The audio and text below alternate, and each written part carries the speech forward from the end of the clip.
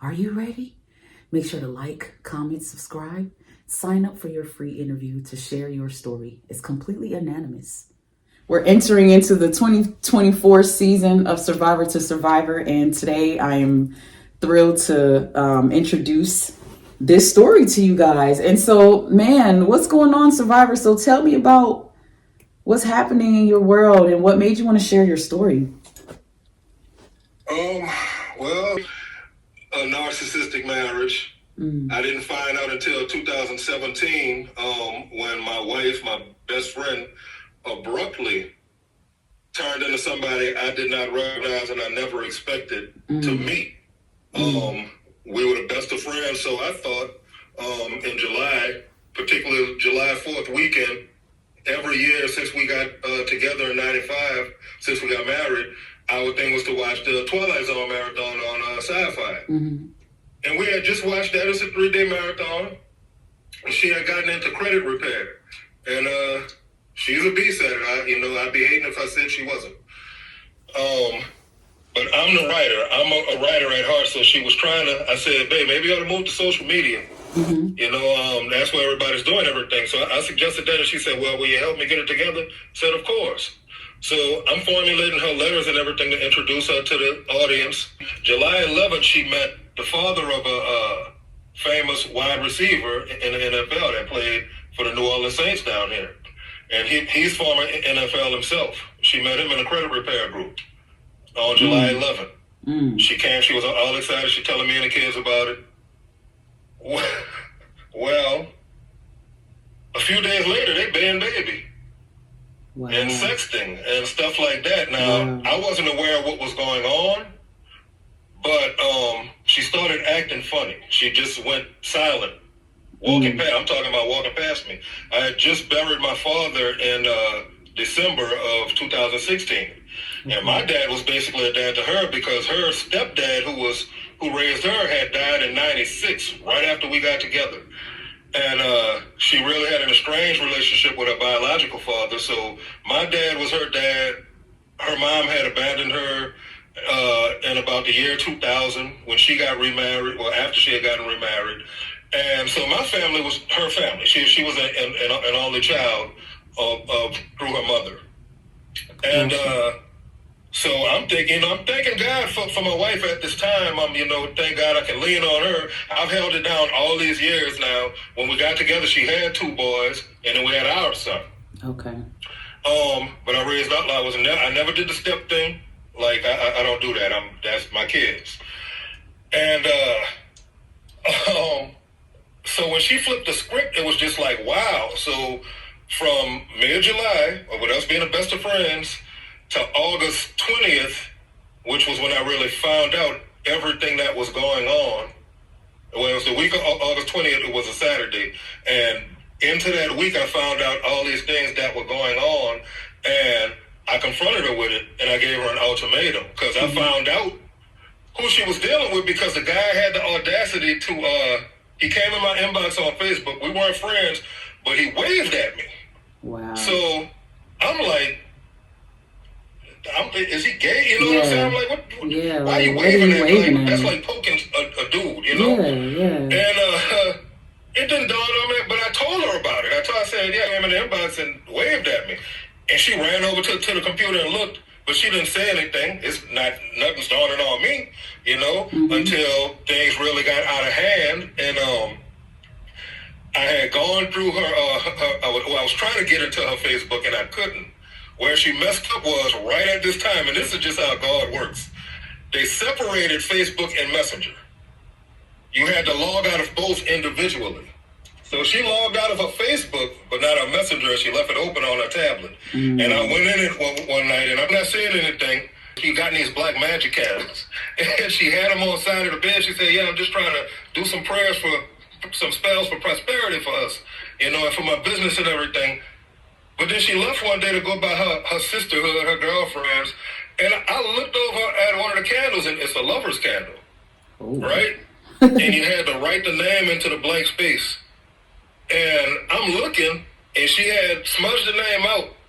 But when I'm looking, and I swear to God, I'm sitting there, I'm like, oh, please let me see my name on there, right? I could see the first initial, right? so when I looked at the Facebook, I wasn't thinking, and then it dawned on me. I said, well, let me look up and see.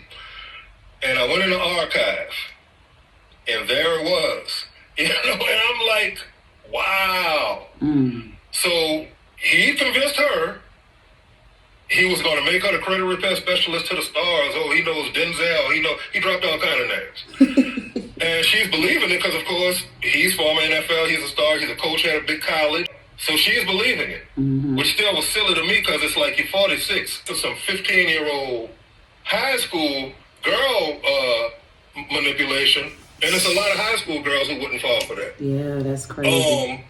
And so when I confronted her with it, because I looked him up and I found his wife and everything. Well, he and his wife had been married 27 years at the time. She was his college sweetheart. He was a football star. She was the captain of the cheerleaders. And I asked my wife, I'm like, what on God's green earth made you believe he was going to leave his white trophy wife of all these years when they have a son in the NFL and another one going to the NFL? And I said, baby, don't get me wrong. You're beautiful. You've always been beautiful. But you're not who you used to be when we was young. You know? I said, now look, I love every stretch mark ever. I told her all of this. I'm like, but I've been there since before they were there. Yeah. So, of course, I loved it as you aged. It didn't make a difference. But I'm like, what convinced you that he was going to leave his wife for you? He's like, oh, yeah, go look for us a house. I'm going to buy us a big house. I'm going to get you a car and all this. And she fell for it and went to the hotel. She met him at the hotel. Like, I found her I even found a hotel key. She had hidden it in one of her other purses that I bought. And so I asked her about it, and she's like, oh, well, he was supposed to make me the credit repair specialist to the stars, and I went to the hotel to sign the paperwork, and when I got there, I was so upset because he opened the room door, and I didn't see no paperwork or nothing, and I just was devastated. And I'm like, so what made you go in the hotel room? She said, well, I went in, I was going to sign the paperwork. I'm like, really? I'm like, okay, so when you didn't see the paperwork, why you didn't leave? And he said, well, he wouldn't let me leave, right? And I'm like, what you mean he wouldn't let you leave? Held hostage, eh? Well, he wouldn't let me leave until we did what he wanted. Oh, I said, okay, so wow. he raped you. Okay. Right? Now watch this. I said, so he raped you? And she was like, well, no, it wasn't rape because she know I'm about to call the police. All right? What you just described to me is rape. If you went into a hotel room and a man wouldn't allow you to leave until sex happened, that's rape. Yeah. I said a first-year paralegal will tell you that. I'm walking out of the house. And she follows me down the hall toward the front door. And she goes to her desk, gets something, and goes back to the bathroom. And she said, Derek, can you come here a minute? So I go behind her, and she's in the bathroom and holding on to the door. I stop outside and said, no, come in the bathroom. I said, no, I'm not going to come in because I don't have a witness and I don't trust what you might say. She said, I just wanted to tell you that I'm sorry, right? And I'm like, huh? And she said, I just wanted to say I'm sorry. She's trying to hurry up and close the door. I see she has a bottle of pills. And I'm trying to bust the bathroom door open. Jesus. And she throws the pills back, and she swallowed like half the bottle, right? So I forced the door open, and I forced my finger down her throat, and I said, baby, you my wife, so you just going to have to bite it off? I'm not going to let you do this to me and these children. Right? So I yelled to my sons, I mean, call 911. My oldest son called 911. They came. She tried to act like, oh, nothing's wrong. They don't want to do nothing. The paramedic told her, ma'am, I'm sorry. You took a bottle of pills. You're going to have to come with us. Oh, she was, if looks could kill. When she was in the back of that ambulance, now I'm upset. Yeah. I'm hurt. Like, why would you, it's not that serious. Still, my son was on the phone with her talking to her because he's upset. He's firstborn, he like, why would you try to kill yourself over this man that don't mean nothing to us? How could you do that to us? How could you do that to my daddy? How could you do that to yourself? I could hear her going off on him, right? Now watch the Jekyll and Hyde. She going off, going crazy. I was such and such. Your daddy just jealous because I slept with somebody. Blase, blase, whoop-de-whoop. You just stupid for your daddy. I always been stupid for your daddy. Now, my son is 27 at the time, right? I'm sitting in the passenger seat. I'm upset. Then she asked to speak to me. When he hands me the phone, I said, hello. It's quiet. Then I hear, I'm sorry. Right? night and day. I said, I'm not worried about that. I said, what I need you to do is tell these people 100% of the truth so you can get some accurate help. She said she would. The next day we go to visit, and she's hugging me and thanking me for getting her there. She's telling me the truth about this other guy who had come into the picture. Oh, wow. Right, that she met on her birthday. Yeah. Oh, yeah, my I goodness. got into the phone and it was gutter. Like, the sisterhood that she went to visit, these were supposed to be like our little sisters. We had known them since post-Katrina. We came back after Katrina and they had moved into the apartment above us. And we were all close. They knew the kids and everything. You know, we were always together. Mm-hmm. Not a lot of people had come back. So, you know, everybody who did come back, and even when you were just meeting people, everybody got really close-knit. And one of the girls ended up becoming our youngest son's godmother. Okay. And so they were family, so I thought. Mm-hmm. But they introduced her to this other guy who became the new supplier, who she really had to settle for, because I did end up contacting the football player's wife. Okay. And giving her the heads up. That's just bottom line. It's like, because after she was cold and callous when she got released from the hospital and just didn't care about anything, just left me with all the bills, like just didn't care. Yeah. You know, and I'll put you in a position with my writing, because, yeah, you can do the credit repair, but people know who you are because of the letters that I wrote. Mm. You know, so that's how you got offered these positions and stuff. And now that you're making, like, the week leading up to her going into the hospital, we'd be going to Western Union. I'm talking about she picking up $700 from this person. We go a couple hours later, she getting $700 from that person for the credit. Like, people really paying for credit repair. Yeah. I'm like, damn, baby, you're doing it. You really, you know, you're blowing up. But now that you're making it, you jumping ship. Mm-hmm. Now, we've been together since 95. I'm a songwriter. You know, it kind of reminded me of the story that you were telling me about your husband with the producer. Mm. I missed out on chances to write for Alicia Keys, Mary J. Blige. My song, it ended up featured on CBS News, but it was supposed to be in a Spike Lee documentary, When the Levees Broke. Ooh, that's crazy. To say the least. But the madness still had not even begun. It hadn't begun to begin. We split. I honestly told her, like, I was so hurt during our last week in touch after she got out of the hospital. I'm telling her, I said, we didn't even, I said, well, how did all of this happen? I said, we didn't discuss anything after all these years together. I said, we're almost 50. It's not time for us to be trying to learn somebody new. I was saving up for us to go on a cruise because my son's godparents had just come back from one and told us how great it was. You know, I said, our kids grown. We're supposed to be getting ready to enjoy life while we still semi-young, you know? And you all of a sudden just flip the script, like, what the hell? And so we're talking and stuff, and I said, look, I said, you know what? I don't know what you feel like you missed out on because you've been in a relationship since you were 15. Now, the oldest two boys, their father got with her when she was 15. He was 28. So he was a damn molester, you know? And she had been with him until she was, 22? And then we got together, you know? So I'm like, when we split, I'm like, I don't know if you feel like you missed out on something. Maybe you did. I don't know if you're going through a menopause, midlife crisis, but I don't know what's going on. I said, but you go ahead and do what you feel like you need to do. I'm going to wait. We're 10. So she had from the end of August to December 10th.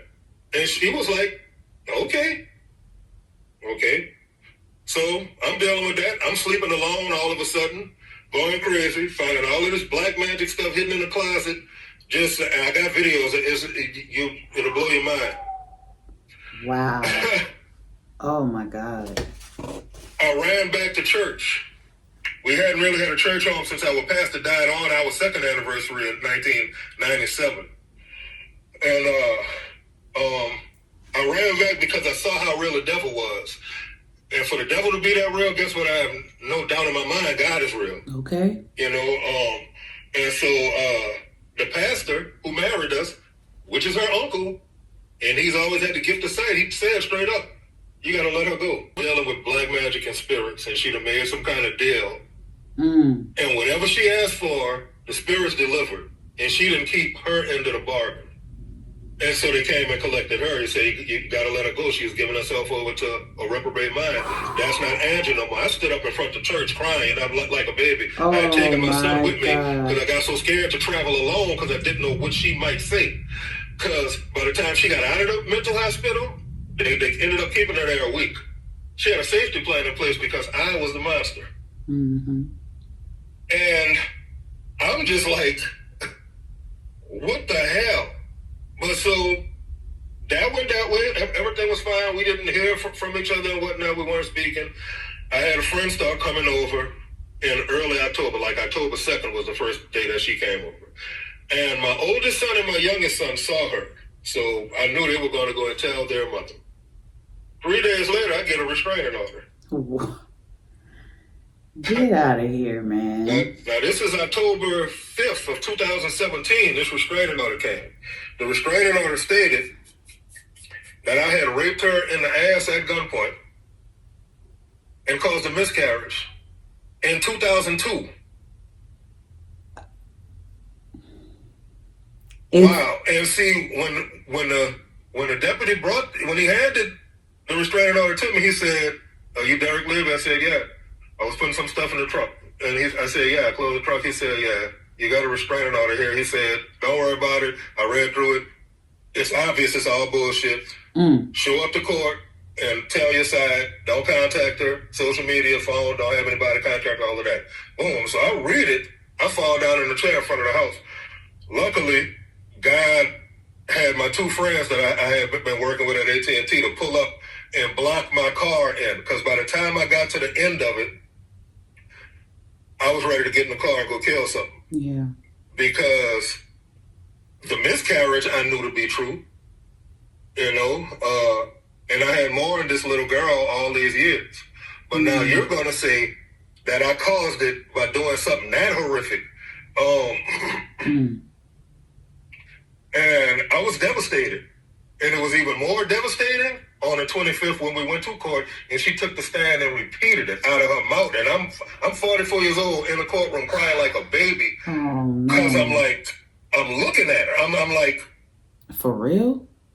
What happened? And I'm wanting to just run up and grab her and like, baby, what is wrong? I'm like, but that would have been seen as aggression, but I'm really trying to understand, And my mom and them weren't down here. And I thank God, my son's godmother who stayed across the street, I understood why we had to move into that house.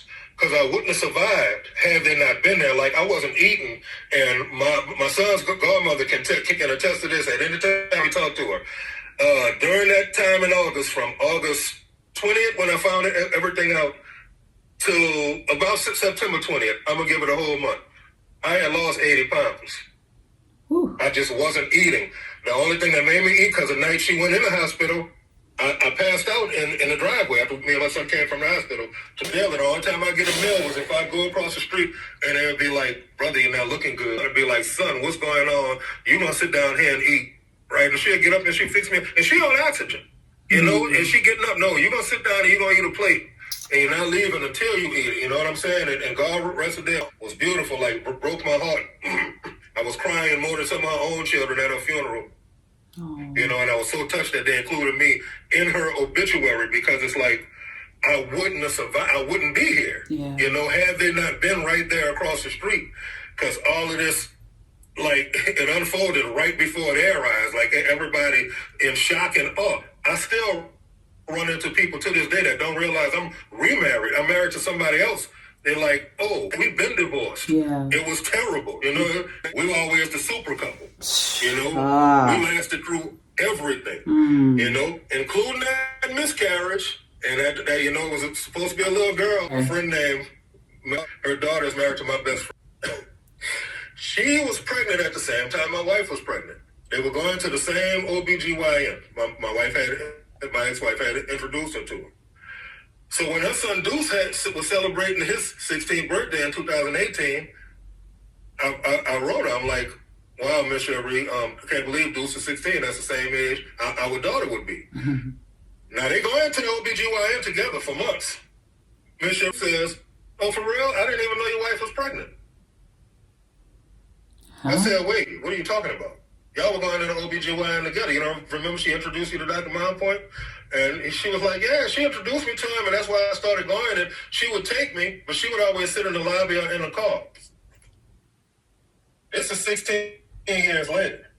Oh, my God. Then I talked to my best friend about it and his wife, and they're like, yeah, I remember she was trying to get pregnant, and her sisters were pregnant at the same time, two of them. She was going over there asking them to pee on a stick for her. I'm finding this out in 2018, so I'm all messed up. I'm like, what the? So I done mourned this little girl that didn't exist all these years, and you done accused me of causing you to miscarry. Like I'm like, who? Where do they do that? Like I said, obviously the Twilight Zone marathon never ended that year because I fell into an episode and never got out. You know? Yeah. I said, okay. You also got to understand and perjured yourself about this. And I never pressed charges about the perjury because it can only further hurt my children. I realized when I was 39, I'm like, you know what? During my 20s, I was still a kid. Mm-hmm. I still was growing up. Yeah. You know, I didn't fully reach maturity until I was 30 or in my 30s. And so that's how that went. But I had to flee from that situation. She stretched the divorce out for so long. We ended up getting it finalized in November 30th of 2018, I want to say it was. We had to go back and forth to court. But she got so scared because she knew I had caught on to the perjury and stuff that she came back to court with a lawyer. And that lawyer's only job was to stifle anything I had to say. Mm-hmm. I didn't have a lawyer. I didn't have the money for a lawyer. So you know what? That's fine. Your Honor, all I want to do just make sure this data is accurate on the paperwork because that's going to be important in the future. Yeah. You know, she was trying to convince her new supply that she had left me a week earlier and she hadn't. You know, oh no. When you got released from the hospital, you came home. We split from there. You didn't flee to the hospital trying to kill yourself to get away from me, right. Like you put in a restraining order. And because if that's the case, why was I coming to visit you? I'm like, they got visitor logs. Right. They had CAs in there watching the interaction. Our son was there. You hugging me and thanking me. Your stepmother, your half-sister, and her husband and their children came down to visit you.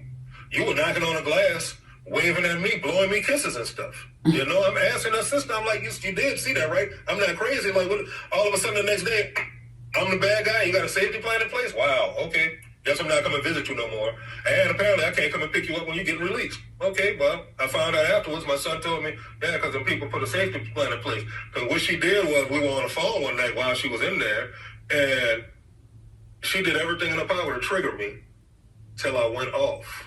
And the people were listening. So then, of course, I sound like the crazy deranged monster she's making me out to be. But had they listened to what I was saying, when I'm saying, I'm praying, I have been drinking, I'm praying, and I'm literally, because I'm in my Bible, and I'm like, this is how much I love this woman. I'm like, no, don't take my wife, take me, you know? Don't do this. And I'm begging God, you know? And then she called, and we're talking, and I'm upset. And she fed into that and just was saying, whatever little thing she was saying, it triggered me to where I know, I remember telling her, I don't know who you are, but I want my wife. I'm trying to save my wife. Whoever you are, fuck you. And she got off, she went crying, no, but you're trying to take the only people away from me who really care about me in this world, talking about those so-called sisters from upstairs. Right? I said no. Because, of course, I'm the narcissist now. You know, I'm the monster. I'm the one that's something wrong with because I ruined my own happiness by digging. And if he would have never looked at my phones, he would have never knew. And how about if he'd have never done it? Yeah. I mean, there was always that option. Yeah. You know? Because I know that was a lot. That was a lot. And I'm just like, wow. Yeah. Wow. Thank God for education, because what you don't know, you'll keep falling into. You know, if you don't know what a narcissist is, you don't know how to fix certain things about your own self to not be falling into those traps. You just don't know, and you just keep going into it. The cycle repeats, you know, and sometimes we grow up in dysfunction, so we normalize dysfunction, right? And so I get it. I understand. Very scary experience. And like you said, it's a comfort to know you're not alone. And that's why I do this. And especially those men out there. Men don't get to share their voice a lot in this space. So I appreciate you. I do. Right, because we gotta shut up. Yeah. That's what y'all are taught, you know, can't cry, can't talk about it. We August, but I saw the black eyes. Whew. She flew into a rage by her aunt's house, and I saw the black eyes. And so I'm like, oh my God. Saw that demon. Yeah, you hate me, and then won't you just tell the truth and say you hate me? And and I got it recorded. I'm like, Lord, I said, I wish I had video going, you know, but it's Lord have mercy. And I'm just like, that's when my heart really got broke, because I've seen the videos about that. And you actually witnessed it. Was lying, but I thought they may have been exaggerating. Yeah, no, that stuff is real. Those black eyes are real. That emptiness in those eyes are real. And it almost seems to happen right at the end when they just know that you are onto them. Like, man.